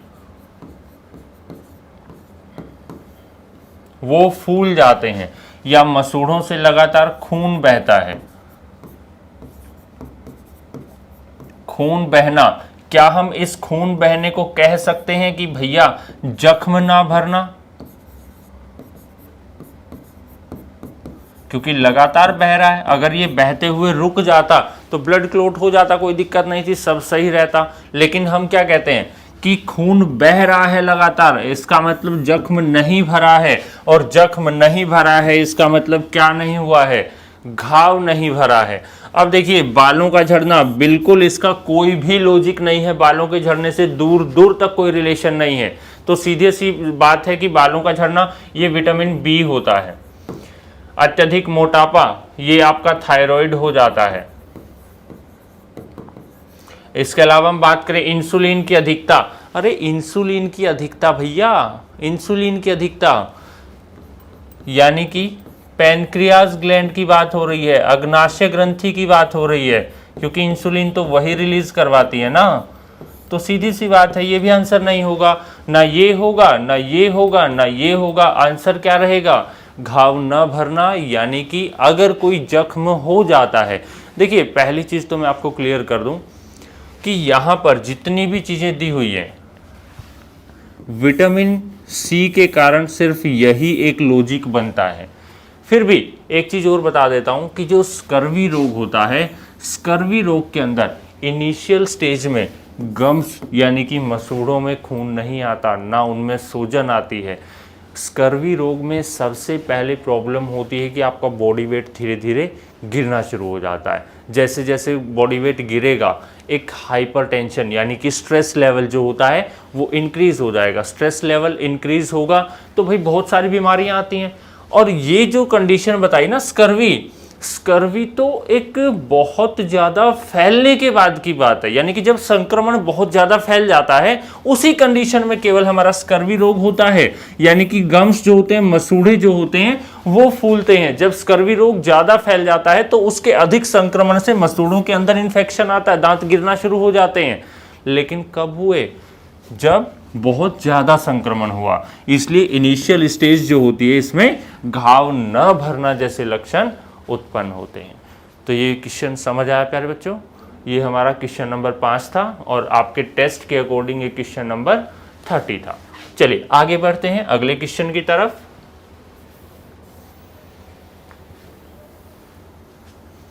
अगला क्वेश्चन क्या कहता है देखते हैं। तो अगला क्वेश्चन हमारा क्या कह रहा है भैया, अगला क्वेश्चन हमारा कहता है, ये रहा। चलिए क्वेश्चन नंबर 6 और यहां के हिसाब से क्वेश्चन नंबर 34। तो क्वेश्चन नंबर 34 क्या कह रहा है, क्वेश्चन नंबर 34 में सीधा सीधा हमसे पूछा गया है कि मानव मस्तिष्क का कौन सा भाग बुद्धि, स्मृति, इच्छा शक्ति और ज्ञान, इच्छा शक्ति, ज्ञान और सोच का केंद्र है। तो बच्चों सीधी सी बात हमेशा ध्यान रखना, हमारे पास जितने भी पार्ट्स आते हैं ब्रेन के, जितने भी छोटे छोटे भाग हैं, उनके अंदर सबसे ज़्यादा मैच्योर जो भाग होता है वो हमारा होता है सेरेब्रम। कौन सा होता है बच्चों, सेरेब्रम होता है। देखिए बेसिकली हम जो पार्ट्स पढ़ते हैं ना जब ब्रेन के, तो उसमें कुछ पार्ट्स पढ़ते हैं, यहाँ मैं एक बार पहले वो आपसे डिस्कस कर लेता हूँ, इस क्वेश्चन को बाद में देखेंगे। सबसे पहला जो आता है वो आता है सेरेब्रम।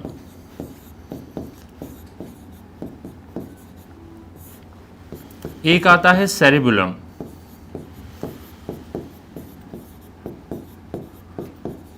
एक आता है थैलेमस,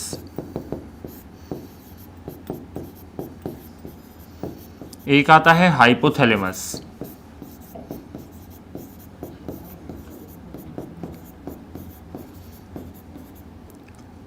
ये हमारे 4 ऐसे मेजर पार्ट हैं जो मोस्ट ऑफ द ब्रेन के फंक्शन जो है वो कंट्रोल करते हैं, यानी कि मस्तिष्क के ज़्यादातर भाग यहीं से कंट्रोल होते हैं। अब हमें समझना क्या है, देखिए हमसे क्या पूछा गया है कि हमारा ये बताना है कि बुद्धि, स्मृति, इच्छा शक्ति, ज्ञान और सोच का केंद्र कौन है। तो प्यारे बच्चों ध्यान रखना, जो इनमें सबसे पहला लिखा है सेरेब्रम, ये जो सेरिब्रम है इसके कुछ फीचर्स मैं आपको यहाँ पर बता देता हूँ कि जो सेरिब्रम होता है सबसे पहली चीज़ तो वो सबसे आगे का भाग होता है, साथ ही साथ वो सबसे बड़ा भाग होता है। क्या होता है बच्चों, सबसे बड़ा भाग होता है। इसके बाद इस सेरिब्रम को ही ज्ञान का केंद्र कहा जाता है और इसी आपके सेरिब्रम को क्या कहा जाता है, स्मृति, या फिर हम बात करें इच्छा शक्ति,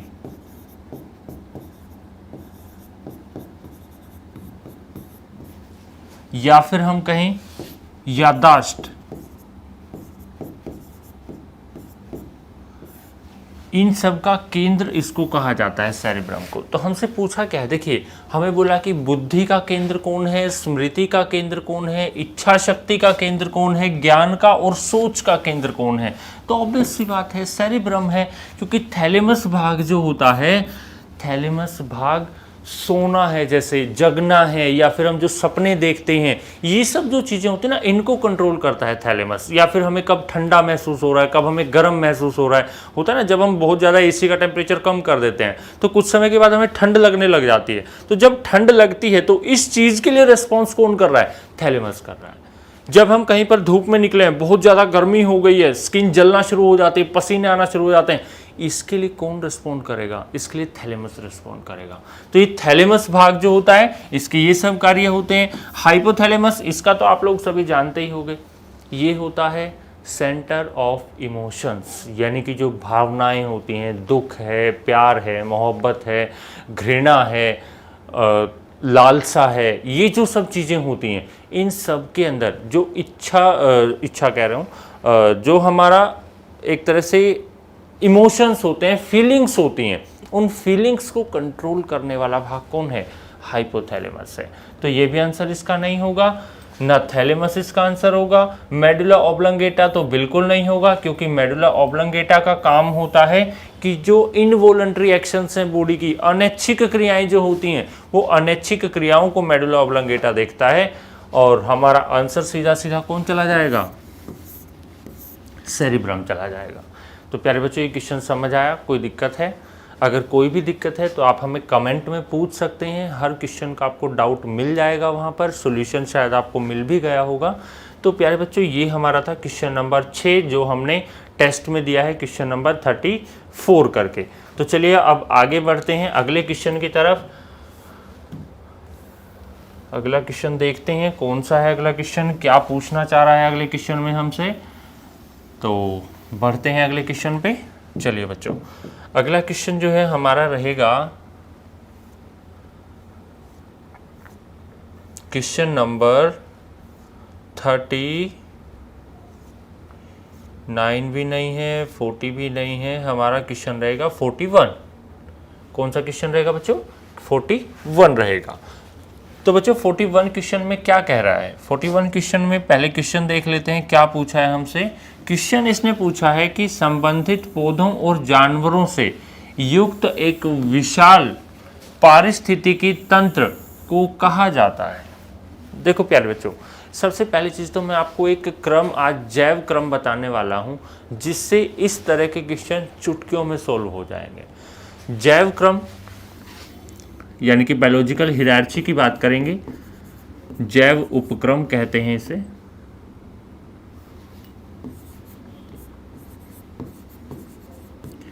तो जैव उपक्रम जो होता है वो किस तरह से होता है देखते हैं। जैव उपक्रम की शुरुआत होती है हमेशा एक जीव से, या फिर हम कहें कि एक ऑर्गेनिज्म से जो है इसका शुरुआत होता है। और ऑर्गेनिज्म से शुरू होकर ये जो हमारा जैव उपक्रम है ये बढ़ता है आगे। पहले एक ही प्रकार का ऑर्गेनिज्म हमें मिलेगा, अब वो ऑर्गेनिज्म अपनी संख्या बढ़ाकर अपनी जो है बना लेगा स्पीशीज यानी कि प्रजाति। तो बच्चों जो प्रजाति बनी है, ये प्रजाति जब बहुत सारी यानी कि अलग अलग तरह की प्रजातियां जब आपस में मिल जाएंगी तो ये निर्माण कर देती हैं कम्युनिटी का। किसका निर्माण कर देती हैं प्यारे बच्चों? कम्युनिटी का, या फिर हम बात करें समुदाय का। और जब बहुत सारे समुदाय आपस में मिलते हैं तो ये बना देते हैं इकोसिस्टम। इकोसिस्टम यानी कि पारिस्थितिक तंत्र। और जब हमने बोला यहां पर क्या है कि पारिस्थितिक तंत्र, एक विशाल पारिस्थितिक तंत्र जिसमें क्या हो, संबंधित पौधों और जानवरों से युक्त हो, तो सीधी सी बात है इकोसिस्टम जब मिलते हैं तो ये निर्माण करते हैं बायोम का। जियोम का निर्माण करते हैं। और जब हम ग्रुप ऑफ बायोम्स की बात करें तो ये हमारा बायोस्फीयर बना देता है, यानी कि जैव मंडल का निर्माण कर देता है। तो प्यारे बच्चों, ये हमारा एक जैव उपक्रम होता है, ये एक बायोलॉजिकल हिरार्ची होती है, जिसके अंदर हम बात कर रहे हैं कि सबसे पहले शुरुआत हमने करी है जीव से, फिर उसने जो है प्रजाति बनाई, प्रजाति से समुदाय बना, समुदाय से पारिस्थितिक तंत्र बना, पारिस्थितिक तंत्र से जियोम बना, और जियोम से हमारा क्या जैव मंडल यहाँ पर बना। तो हमसे पूछा क्या गया है कि पौधों और जानवरों से युक्त एक विशाल पारिस्थितिक तंत्र, यानी कि ग्रुप ऑफ, किसकी बात हो रही है, पारिस्थितिक तंत्र के ग्रुप की बात हो रही है। तो पारिस्थितिक तंत्र का ग्रुप क्या कहलाता है, जियोम कहलाता है। तो देखिए यहाँ पर जियोम है कहीं पर, हाँ ये रहा बिल्कुल बायोम, यही तो है ना बायोम। और बायोम हमारा कौन सा ऑप्शन है, चौथा ऑप्शन है, तो इसमें ज़्यादा सोचने की ज़रूरत ही नहीं है। अब बायोमास, ये तो आप सभी को पता है बायोमास क्या होता है, यानी कि वेट ऑफ लिविंग्स, सीधी सीधी बात करें अगर। उसके बाद पर्यावास, पर्यावास यानी कि पर्यावरण में रहने वाले जीवों का आवास, हैबिटेट हम कह सकते हैं। इकोटोन, अरे इसमें क्या इकोटोन भैया, इकोटोन बहुत सिंपल सी चीज़ है। इकोटोन क्या है, यहाँ पर समुद्र है, यहाँ पर पृथ्वी है, दोनों जहाँ पर सॉरी यहाँ पर समुद्र है, यहाँ पर हमारा जमीन है, स्थल है, जहाँ पर दोनों मिल रहे हैं।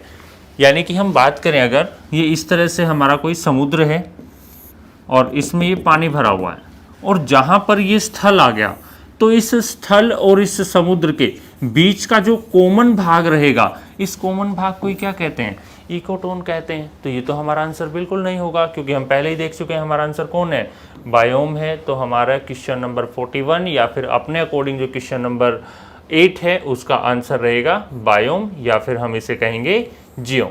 तो प्यारे बच्चों, ये था क्वेश्चन नंबर 41। इसके बाद नेक्स्ट बढ़ते हैं अगले क्वेश्चन की तरफ। चलिए देखते हैं अगले क्वेश्चन में क्या हमसे पूछा गया है। ये वाला क्वेश्चन तो आई थिंक सबको समझ आ गया होगा। अगर किसी को फिर भी कोई डाउट है तो वो आप कमेंट में पूछ सकते हैं, किसी तरह की कोई परेशानी है तो। चलिए देखते हैं अगला क्वेश्चन क्या कहना चाह रहा है। अगला क्वेश्चन आपका आता है,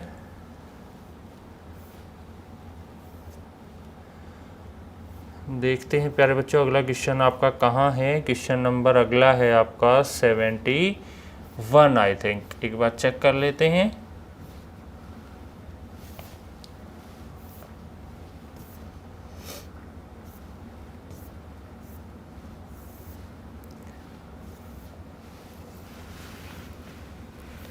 क्वेश्चन नंबर 71 की बात करनी है हमें शायद। हाँ बिल्कुल सही, क्वेश्चन नंबर 71 ही है हमारा आखिरी क्वेश्चन बायोलॉजी का। इवन बायोलॉजी और ज्योग्राफी के मिक्स क्वेश्चन होते हैं जो इकोलॉजी वाला सेक्शन रहता है, तो यहाँ पर हम इस क्वेश्चन को डिस्कस करने वाले हैं। तो ये लास्ट हमारा बायोलॉजी का क्वेश्चन रहेगा, और इस क्वेश्चन में क्वेश्चन नंबर 71 ये है। और क्वेश्चन नंबर 71 में हमसे क्या पूछा गया है कि दो पारितंत्रों के बीच संक्रमण क्या कहलाता है। तो प्यारे बच्चों, अभी तो हमने देखा था संक्रमण यानी कि मिक्सअप, जहां पर दो पारिस्थितिक तंत्र आपस में मिल जाते हैं उसको क्या कहेंगे।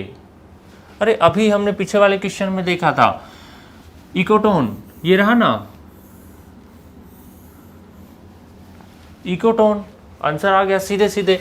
इसलिए तो मैं कह रहा था कि बायोलॉजिकल हिरार्ची आप समझ लीजिए, आधे क्वेश्चन वैसे सॉल्व हो जाने हैं। तो ये जैसे ये वाला हो गया, बिल्कुल इजी सा क्वेश्चन था। अब यहाँ पर कुछ टर्म हो रहे हैं, इनको थोड़ा समझ लेते हैं। ट्रांसहैबिटेट है, इकोटाइप है, निके है, तो क्या होते हैं ये।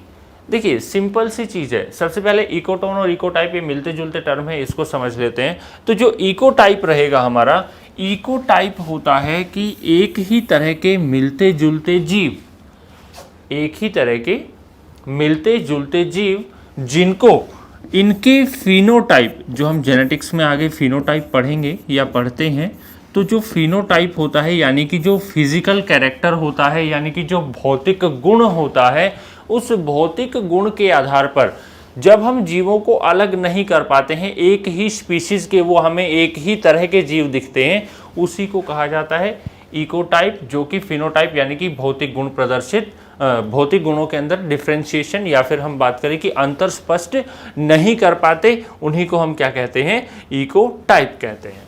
अब बात आई ट्रांसहैबिटेट की। ट्रांसहैबिटेट बिल्कुल सिंपल सी टर्म है, अगर आप समझना चाहोगे तो बिल्कुल 1 सेकंड नहीं लगेगी आपको समझने में।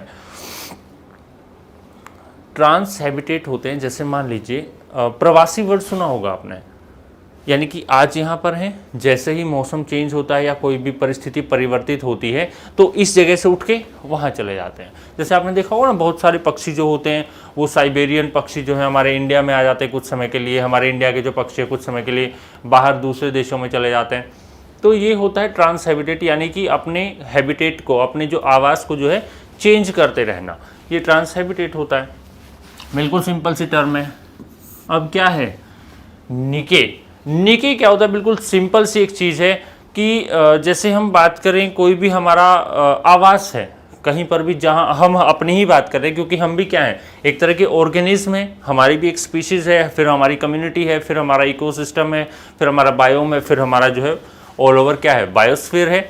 ठीक उसी तरह से हम अगर बात करें निके, तो निके होता है एक तरह से सीधे सीधे भाषा में अगर हम कहें तो फिजिकल हैबिटेट।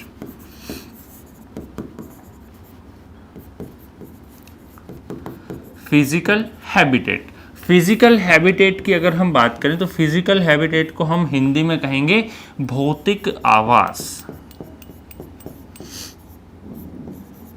भौतिक आवास।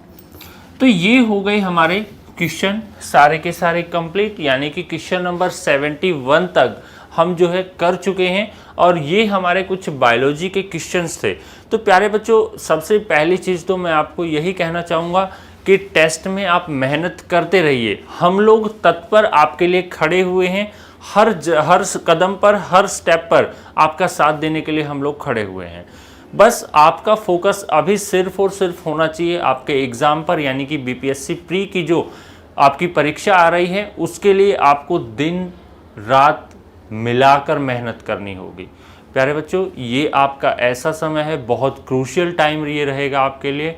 तो आप सभी से बस यही हमारा आग्रह रहेगा, यही हमारा निवेदन रहेगा कि सारी चीज़ों को जो भी आपको भटका सकती हैं अपने रास्ते से, उन सभी चीज़ों को एक तरफ कर दीजिए, उन सभी चीज़ों को छोड़ दीजिए, और छोड़ने के बाद अपना फोकस सिर्फ और सिर्फ मेन एग्ज़ाम पर आप लोग रखेंगे। बस यही कामना ईश्वर से करते हैं कि आप जल्द से जल्द एक अच्छे ऑफिसर बन के निकलें, आप कुछ बन के दिखाएं, कुछ करके दिखाएं। जय हिंद बच्चों, नमस्कार। Good evening students. जैसा कि आप लोग जान रहे हैं, 69 बीपीएससी के लिए परफेक्शन आईएएस में प्रयास टेस्ट आयोजित किया जा रहा है। तो इसी क्रम में हम लोग डिस्कस करेंगे रसायन विज्ञान के कुछ प्रश्नों को। ठीक है, तो यहाँ पर हम पहला प्रश्न देख रहे हैं केमिस्ट्री का 19 नंबर 19 नंबर। इस प्रश्न में दिया हुआ है, किसी तत्व में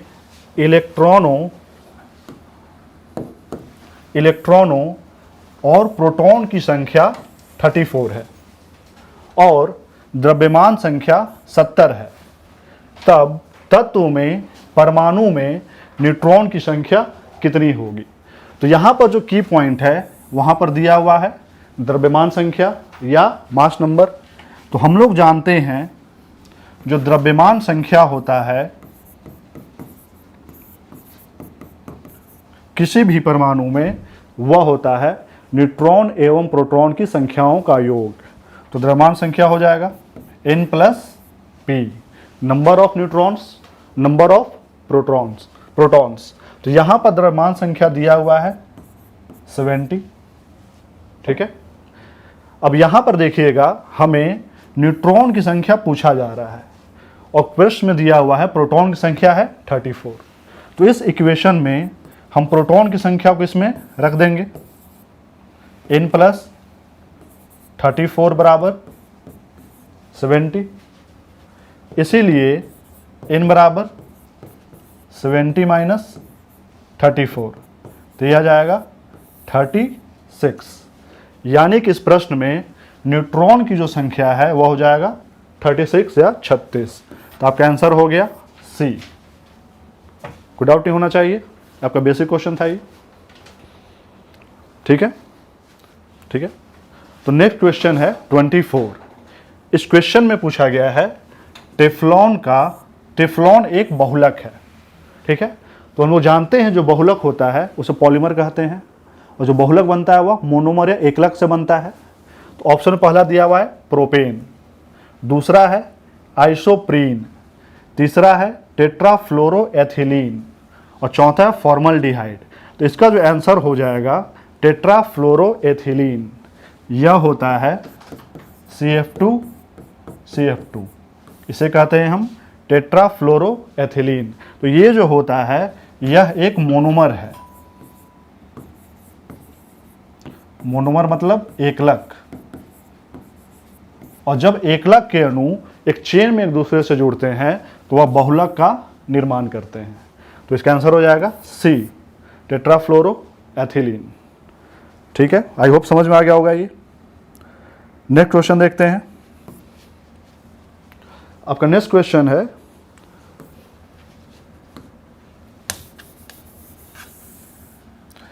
F2 का बंध क्रम क्या है?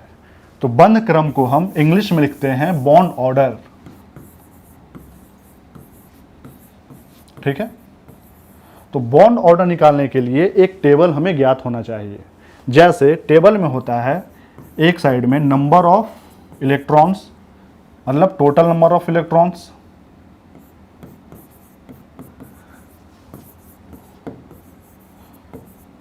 और दूसरे साइड में होता है बॉन्ड ऑर्डर।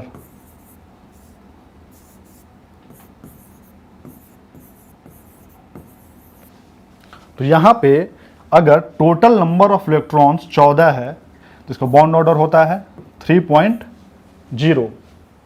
यही अगर एक इसमें बढ़ाते जाइए 15 होगा, और इसमें 2.5 को माइनस करते जाना है, सॉरी 0.5 को माइनस करते जाना है। तो 3 में 0.5 माइनस करेंगे तो ये हो जाएगा 2.5, 16, 2.0, 17, 1.5, इसी तरीके से 18, 1.0, 19, 0.5, 20, 0। यानी कि इस टेबल से आपका बॉन्ड ऑर्डर निकल जाएगा। तो यहाँ पर क्या है, एक साइड में number of total number of electrons. तो यहाँ पे इलेक्ट्रॉन की कुल संख्या कितनी होगी F2 में? F2 जो होता है वह सिंगल कोवैलेंट बॉन्ड से बना हुआ होता है। इसमें 2 फ्लोरीन के परमाणु होते हैं। तो फ्लोरीन के एक परमाणु में टोटल इलेक्ट्रॉन की संख्या होती है 9, इसमें हो जाएगा 9। तो F2 में टोटल इलेक्ट्रॉन हो जाएगा 9 + 9 18। तो total number of electron F2 में कितना है? 18 है। तो टेबल से देख लेंगे, यहाँ पर 18 है टोटल नंबर ऑफ इलेक्ट्रॉन। इसके कोरस्पॉन्डिंग में जो बॉन्ड ऑर्डर है वह कितना है? 1.0। इस टेबल से आपका आंसर आ जाएगा 1। इसका आंसर हो गया बी, बॉम्बे। ठीक है, चलिए नेक्स्ट क्वेश्चन देखते हैं। आपका नेक्स्ट क्वेश्चन है डच मेटल निम्नलिखित में से किन धातुओं के मिश्रण से निर्मित होता है? तो डच मेटल क्या है? एक मिश्र धातु होता है। मिश्र धातु क्या होता है? जब 2 या 2 से अधिक धातुओं का समांगी मिश्रण बनाया जाता है तो उसे हम कहते हैं मिश्र धातु। इसे इंग्लिश में कहा जाता है एलॉय। ठीक है, तो जो डच मेटल है वह कॉपर, तांबा और जिंक धातुओं से बना हुआ क्या यह एक मिश्र धातु है। इसमें कॉपर की मात्रा होती है 80% और जिंक की मात्रा होती है 20%। तो यहाँ पर देखिएगा ऑप्शन में पहला ऑप्शन तांबा और टीन, तो ये गलत हो गया। दूसरा है टीन और सीसा, ये भी गलत हो गया। तीसरा है तांबा और सीसा, ये भी गलत हो गया। और चौथा है जस्ता और तांबा, तो जस्ता और तांबा। जस्ता को जेडन से डिनोट करते हैं, तांबा को CU से, मतलब कॉपर। तो आंसर हो जाएगा इसमें डी, दिल्ली। तो डच मेटल किन धातुओं के मिश्रण से बना हुआ है? जस्ता और तांबा। ठीक है, चलिए नेक्स्ट क्वेश्चन पर आते हैं। अगले क्वेश्चन में दिया हुआ है निम्नलिखित में कौन सा युग्म संगत है? संगत है मतलब सही है। एक तरफ आपको धातु दिया हुआ है और दूसरी तरफ आपको अयस्क दिया हुआ है, इसमें मैच करना है। तो पहला ऑप्शन देखते हैं, ए कैल्शियम का अयस्क दिया हुआ है सिलिविन। तो सिलिविन जो अयस्क होता है वह पोटेशियम का होता है। तो पहला ऑप्शन क्या हो गया आपका? गलत हो गया।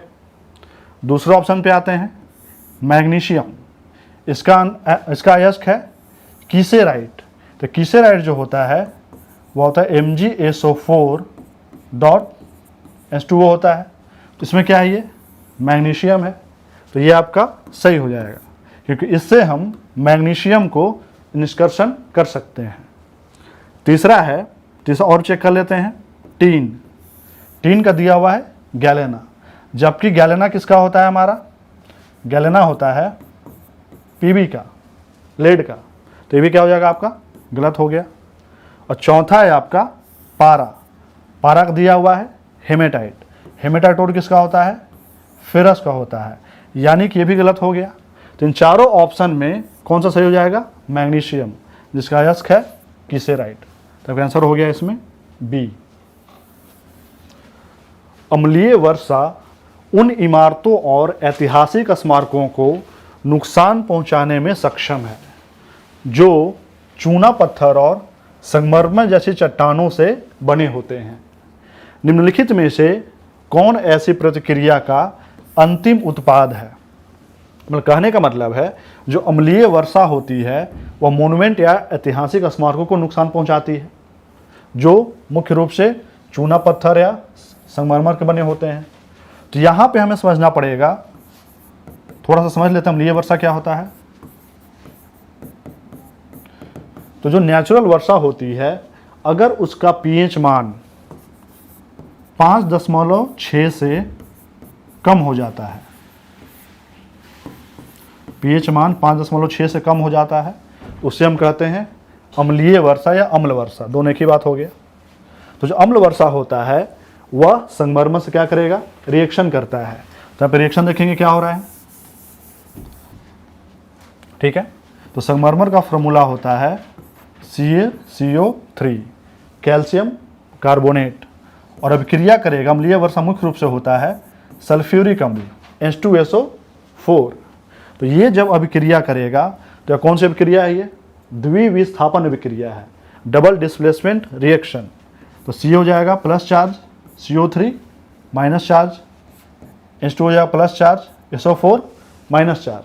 तो द्विविस्थापन अभिक्रिया में कैल्शियम करेगा अभिक्रिया सल्फेट के साथ और हाइड्रोजन करेगा कार्बोनेट के साथ। तो जो हमारा प्रोडक्ट बनेगा वह है CaSO4 plus CO2 plus H2O। ये दोनों कहाँ से आया, तो ये आता है H2CO3 के डिसोसिएशन से। चूँकि हाइड्रोजन कार्बोनेट के साथ अभिक्रिया करेगा तो वो प्रोडक्ट बनाता है H2CO3, लेकिन ये अनस्टेबल होने के कारण डिसोसिएट हो जाता है, टूट जाता है कार्बन डाइऑक्साइड गैस और जल में। तो हमारा जो मेन प्रोडक्ट है वह CaSO4 है। तो जिप्सम जो होता है, यहाँ पे फोर्थ ऑप्शन देखिएगा जिप्सम, इसका फॉर्मूला होता है CaSO4.2H2O, यानी कि वाटर ऑफ क्रिस्टलाइजेशन इसमें कितना है, 2 है। और मेन फार्मूला क्या है इसका, कैल्शियम सल्फेट। प्रोडक्ट हमारा क्या आ रहा है, कैल्शियम सल्फेट। तो आपका जो आंसर हो जाएगा वह हो जाएगा डी, दिल्ली, ठीक है। आंसर हो जाएगा आपका जिप्सम। तो इसमें जो अंतिम उत्पाद बन रहा है वह जिप्सम बन रहा है, ठीक है। चलिए नेक्स्ट क्वेश्चन पे आते हैं, जो लास्ट क्वेश्चन है हमारा। चलिए लास्ट क्वेश्चन है आपका केमिस्ट्री का। किसी विलयन का पीएच मान 4 से 5 में बदल जाता है, H प्लस आयन की सांद्रता में क्या परिवर्तन होगा। तो सबसे पहले हम पीएच का फॉर्मूला लिखेंगे। पीएच बराबर होता है minus log H plus ion की सांद्रता, बेस में रहता है 10। तो यहाँ पर जो पीएच हो रहा है 4 से बढ़कर 5 हो रहा है। तो सबसे पहले हम दोनों में H प्लस आयन की सांद्रता को फाइंड करेंगे। तो पीएच का मान पहले लिखते हैं 4 बराबर minus log H plus base में 10 रहेगा, माइनस को इधर लेकर आते हैं और -4 बराबर लॉग H प्लस बेस में 10। तो आप लोग लॉग में जानते होंगे जो यहाँ पे वैल्यू होता है वह क्या होता है, इसके नंबर के बराबर करने के लिए बेस के पावर में चढ़ाया जाता है। तो यहाँ पर H प्लस आयन की सांद्रता हो जाएगी 10 के पावर माइनस 4, क्योंकि लॉग की प्रॉपर्टी होती है। जैसे मान लेते हैं log x बेस में 10 है बराबर 2, मान लेते हैं ये, ठीक है। तो इसमें जो x का जो वैल्यू होगा वह होगा 10 के पावर में 2, पावर में चला जाता है, इसमें आंसर हो जाएगा 100 हो गया, x बराबर 100। तो इसी प्रॉपर्टी को हम यूज करेंगे यहाँ पर वैल्यू दिया हुआ है -4, यहाँ H प्लस की सांद्रता पूछा जा रहा है, तो H प्लस बराबर हो जाएगा 10 के पावर -4, ठीक है। चलिए इसी प्रकार से और pH 5 होगा यहाँ पे, तो कितना हो जाएगा H प्लस आयन की सांद्रता, वो हो जाएगा 10 के पावर -5, क्योंकि ये pH 4 से 5 में बदल गया है, तो H प्लस आयन की सांद्रता में भी क्या होगा, बदलाव होगा। अब यहाँ पूछा गया है कितना गुना वृद्धि हो जाती है या कमी हो जाती है, तो जो हमको बाद में आता है H प्लस आयन की सांद्रता, उसको हम ऊपर में लिखते हैं, ऊपर में आएगा 10 के पावर -5, क्योंकि H प्लस आयन की सांद्रता हो गई है -10 के पावर -4 से 10 के पावर -5, और नीचे में लिखेंगे जो पहले था 10 के पावर -4, दोनों क्या है, H प्लस आयन की सांद्रता।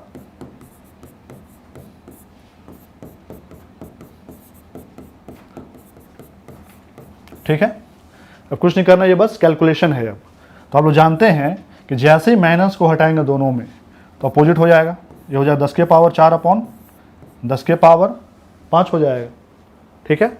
इसको कैंसिल आउट कीजिए, इसको ऐसे लिख सकते हैं 10 के पावर 4 अपॉन 10 के पावर 4 गुना 10, जो दोनों मल्टीप्लाई होगा 10 के पावर 5 हो जाएगा। अब इसको कैंसिल आउट कर दीजिए, तो ये आएगा 1/10, यानी 1/10 गुना हो गया है, ठीक है। अगर कमी पूछा जाए तो कितनी कमी हो गई है, 10 गुना कमी हो गई। दोनों तरीके से आप बोल सकते हैं, या तो 1/10 गुना हो गया है, या बटे में 10 है तो 10 गुना कमी हो गया है। तो ऑप्शन आप देखिएगा 10 गुना कमी है, सी ऑप्शन, तो आंसर हो जाएगा सी, ठीक है। आई होप ये समझ में आया होगा। तो ये टोटल आपके केमिस्ट्री के क्वेश्चन थे जो आपको प्रयास टेस्ट में पूछे गए थे, तो इसको आप फिर से देखिएगा और इसको समझने की कोशिश कीजिएगा। तब तक के लिए धन्यवाद, thank you. Good evening to all of you. हम अपने संस्थान के जो प्रयास टेस्ट सीरीज चल रहा है, उस प्रयास टेस्ट सीरीज के पहले टेस्ट के साइंस सेक्शन के क्वेश्चन में फिजिक्स सेक्शन के क्वेश्चन को देख रहे हैं। सबसे फर्स्ट क्वेश्चन जो फिजिक्स सेक्शन का है वह 14 नंबर क्वेश्चन है, और क्वेश्चन कहता है कि हवाई जहाज के हिस्सों को सफाई में कौन सा तरंगों का उपयोग किया जाता है। तो हवाई जहाज के वे हिस्से जहां फिजिकली साफ करना संभव नहीं है, हम उसके लिए अल्ट्रासोनिक तरंगों का उपयोग करते हैं। अल्ट्रासोनिक तरंगों की सहायता से हम हवाई जहाज के उस हिस्से को साफ करते हैं जहां फिजिकली साफ करना संभव नहीं होता है। अब हम नेक्स्ट प्रश्न की बात करते हैं। चलिए हम नेक्स्ट प्रश्न को देखते हैं। नेक्स्ट प्रश्न में कह रहा है कि चंद्रमा की रोशनी पृथ्वी तक लगभग कितने समय में पहुंचती है। तो देखिए चंद्रमा के जो प्रकाश है उसको पृथ्वी तक पहुंचने में 1.26 सेकंड का समय लगता है। तो जब 4 ऑप्शन के क्वेश्चन होते हैं उसमें हम सबसे निकटतम ऑप्शन को देखते हैं, और वह ऑप्शन होगा ऑप्शन नंबर बी 1.3 सेकेंड। चलिए हम नेक्स्ट प्रश्न की तरफ चलते हैं। चलिए हम नेक्स्ट क्वेश्चन की बात करते हैं कि निम्नलिखित में से कौन सी ध्वनि ऊर्जा को विद्युतीय ऊर्जा में रूपांतरित करता है। सबसे फर्स्ट हम देखते हैं माइक्रोफोन। तो माइक्रोफोन ध्वनि ऊर्जा को विद्युत ऊर्जा में रूपांतरित करता है। लाउड स्पीकर यह जो है ध्वनि ऊर्जा में रूपांतरित करता है विद्युत ऊर्जा को। और तीसरा है डायनमो, यह जो है यांत्रिक ऊर्जा को विद्युत ऊर्जा में रूपांतरित करता है। तो हमारा ऑप्शन नंबर ए हो जाएगा ध्वनि ऊर्जा को विद्युत ऊर्जा में रूपांतरित, तो माइक्रोफोन। नेक्स्ट क्वेश्चन को देखिए। नेक्स्ट क्वेश्चन कहता है यदि माइक्रोस्कोप में वस्तु को रोशन करने के लिए लाल प्रकाश को नीले प्रकाश में बदल दिया जाए तो माइक्रोस्कोप का विभेदन क्षमता बढ़ेगा, घटेगा, वही रहेगा, आधा हो जाएगा। तो देखिए जो विभेदन क्षमता होता है यह इनवर्सली प्रोपोर्शनल होता है वेवलेंथ का। विभेदन क्षमता जो होता है वो इनवर्सली प्रोपोर्शनल होता है वेवलेंथ का। तो वेवलेंथ अगर घटता है तो विभेदन क्षमता बढ़ेगा, और अगर वेवलेंथ बढ़ता है तो विभेदन क्षमता घटेगा। तो जब हम बात कर रहे हैं नीले लाल प्रकाश से नीले प्रकाश की ओर, मतलब वेवलेंथ घटता है, तो उस स्थिति में हमारा विभेदन क्षमता बढ़ जाएगा, विभेदन क्षमता में इंक्रीजमेंट होगा, वृद्धि होगी। नेक्स्ट क्वेश्चन पे हम बात करते हैं। नेक्स्ट क्वेश्चन की हम बात करते हैं। नेक्स्ट क्वेश्चन कहता है कि प्रकाश की चाल निम्नलिखित में से सबसे कम किस माध्यम में होती है। तो देखिए, प्रकाश की चाल निर्वात में सर्वाधिक होगा। जैसे जैसे माध्यम की सघनता बढ़ेगी प्रकाश की चाल में कमी आएगी। तो प्रकाश की चाल निर्वात में सर्वाधिक, उससे कम जल में, उससे कम नायलॉन में, और सबसे कम हीरे में होगा। तो इस प्रकार से इस ऑप्शन में हीरा जो है उस जिसमें प्रकाश की चाल सबसे कम होगी। नेक्स्ट क्वेश्चन की हम बात करते हैं। देखिए, नेक्स्ट क्वेश्चन कहता है प्रकाश के प्रकीर्णन के संदर्भ में दिए गए कथनों पर विचार कीजिए। प्रकाश का स्कैटरिंग जो होता है, प्रकाश का जो प्रकीर्णन होता है, उसके संदर्भ में बात करता है। कहता है बैगनी रंग का प्रकीर्णन सबसे अधिक होता है। दूसरा कह रहा है जिस रंग के प्रकाश का तरंगदैर्घ्य सबसे ज्यादा होता है उस रंग का प्रकीर्णन भी सबसे ज्यादा होता है, जो कि गलत है।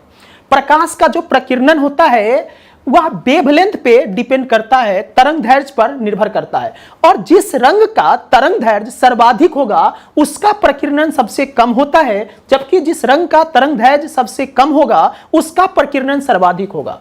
तो इस स्थिति में सेकंड नंबर ऑप्शन अपने आप गलत हो जाता है। फर्स्ट नंबर ऑप्शन बैगनी रंग का प्रकीर्णन सबसे अधिक होता है, बिल्कुल सही है, क्योंकि इंद्रधनुष जब हम देखते हैं तो उसमें सबसे नीचे का जो रंग होता है वो वायलेट होता है, बैगनी होता है।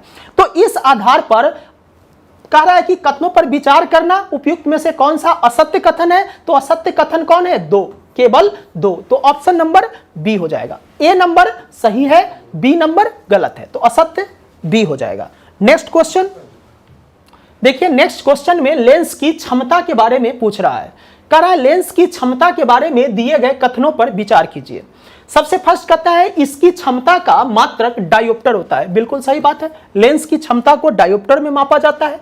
दूसरी बात, लेंस की क्षमता हमेशा धनात्मक होती है, लेंस की क्षमता हमेशा धनात्मक नहीं होती है। लेंस की जो क्षमता होती है वह क्षमता इनवर्सली प्रोपोर्शनल होता है फोकस दूरी का, 1/f का। तो फोकस दूरी का इनवर्सली प्रोपोर्शनल होता है, जिसके कारण जब हम बात करते हैं अवतल लेंस का, तो अवतल लेंस की फोकस दूरी ऋणात्मक होती है। तो उस स्थिति में लेंस की क्षमता भी ऋणात्मक हो जाएगी, जबकि उत्तल लेंस की फोकस दूरी धनात्मक होती है, तो लेंस की क्षमता भी धनात्मक होगी। तो इस स्थिति में जब हम लेंस की क्षमता की बात करते हैं कि हमेशा धनात्मक होता है, क्या गलत हो गया?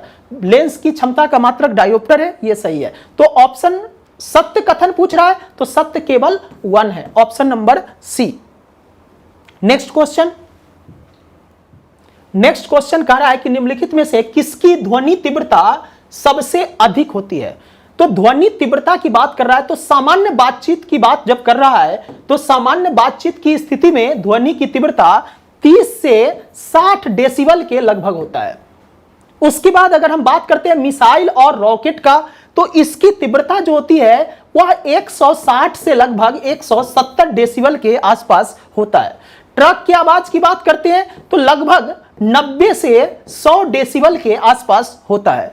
और अगर हम कारखानों की आवाज करते हैं तो आवाज की बात करते हैं तो लगभग 100 से 110 डेसिबल के आसपास होता है। तो इस प्रकार इसमें सर्वाधिक ध्वनि मिसाइल अथवा रॉकेट की आवाज में होता है। नेक्स्ट क्वेश्चन, इसमें कहता है कि मृग तृष्णा घटित होने के कारण है।